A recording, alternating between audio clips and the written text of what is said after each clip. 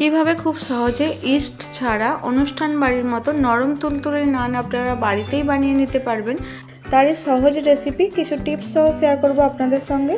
তাই স্কিপ না করে সম্পূর্ণ ভিডিও দেখার অনুরোধ রইল।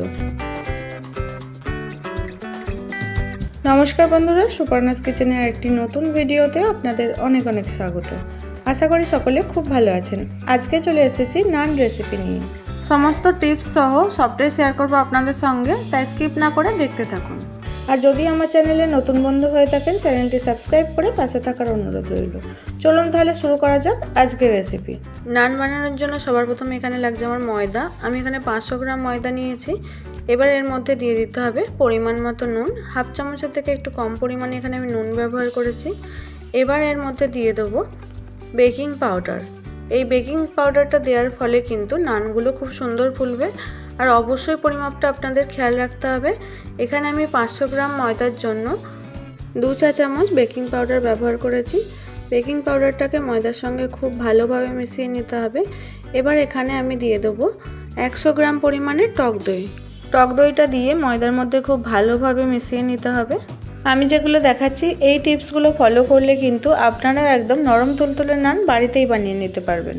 ময়দার সঙ্গে টক দইটা খুব ভালোভাবে মেশানো হয়ে গেলে উষ্ণ গরম দুধ দিয়ে ময়দাটাকে খুব ভালোভাবে মাখিয়ে নিতে হবে। এখানে আমি দেখুন দুধটা কিন্তু খুব অল্প গরম করে নিয়েছি। এই দুধটা দিয়ে পুরো ময়দাটা মাখিয়ে নেব। আর অবশ্যই ময়দাটা কিন্তু একটু নরম করে মাখতে হবে। মাখতে মাখতে দেখবেন হাতের মধ্যে লেগে যাচ্ছে, এরকম পর্যায়ে ভালো করে ঠেসে ঠেসে মেখে নিতে হবে। একদম শক্ত করে মাখলে চলবে না, ময়দাটা অবশ্যই কিন্তু নরম করে মাখতে হবে। আশা করি দেখে বুঝতেই পারছেন আমি কিভাবে মেখে নিচ্ছি। এখানে দেখুন ময়দাটা কিন্তু খুব সুন্দর করে মাখা হয়ে গেছে।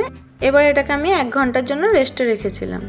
ফিরে এলাম 1 ঘন্টা পর। দেখুন ময়দাটা কত সুন্দর সফট হয়ে গেছে। আপনাদের কাছে হাতে যদি সময় থাকে আরও বেশিক্ষণ রাখতে পারেন, তাতে কিন্তু ময়দাটা আরও ভালো তৈরি হয়ে যাবে। এবার এখান থেকে অল্প অল্প ময়দা নিয়ে লেচির আকারে গড়ে নিতে হবে। এখানে লেচির সাইজগুলো কিন্তু একটু বেশি করেই নিতে হবে। যেমন একটা রুটি হয় আমি সেরকম এখানে লেচি কেটে নিয়েছি। এবার এটাকে লুচি যে সাইজ হয় তার থেকে একটু বড় করে বেলে নেব। আর অবশ্যই কিন্তু এটাকে মোটা করে বেলে নিতে হবে, একদম পাতলা বেললে চলবে না। ময়দাটা এখানে অনেকটা সফট থাকে, তাই তুলতে কিন্তু একটু অসুবিধা হতে পারে। তাই হাতের মধ্যে অল্প তেল লাগিয়ে লেচিগুলো কেটে নেবেন। লুচিটা বেলা আমি আর আপনাদের দেখালাম না, এখানে ডাইরেক্ট তেল গরম করতে চলে এসেছি। আর এখানে দেখুন এইভাবে মোটা করে আমি বেলে নিয়েছি। তেলটা মিডিয়াম গরম হলে নানগুলো একে একে দিয়ে দিতে হবে। একদম বেশি গরম করতে যাবেন না, তাহলে কিন্তু নানটা লাল হয়ে গেলে খেতে ভালো লাগবে না। এইভাবে সাদা সাদা করে ভেজে তুলে নিতে হবে।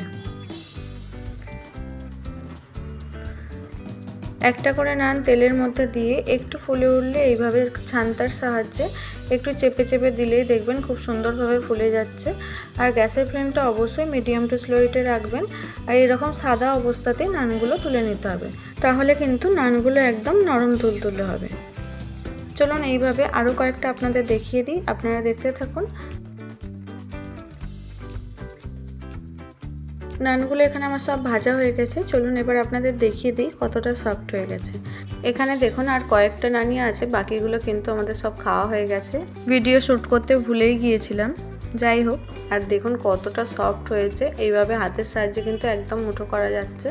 আর ভেতরটাও দেখুন কতটা জালি জালি হয়েছে। ইস্ট ছাড়াও অনুষ্ঠান বাড়ির মতো নান আপনারা খুব সহজেই বানিয়ে নিতে পারবেন। আশা করি দেখে বুঝতে পারছেন নানটা কীরকম হয়েছে। অবশ্যই বাড়িতে বানানোর অনুরোধ রইল। আর আজকের রেসিপিটা কেমন লাগলো আমাকে জানাতে ভুলবেন না। যদি ভালো লাগে একটা লাইক, শেয়ার, কমেন্ট এবং চ্যানেলটি সাবস্ক্রাইব করে পাশে থাকার অনুরোধ রইল। ফিরবো আবার নতুন কোনো ভিডিও নিয়ে। ততক্ষণের জন্য সুস্থ থাকুন, ভালো থাকুন, সঙ্গে থাকুন। ধন্যবাদ।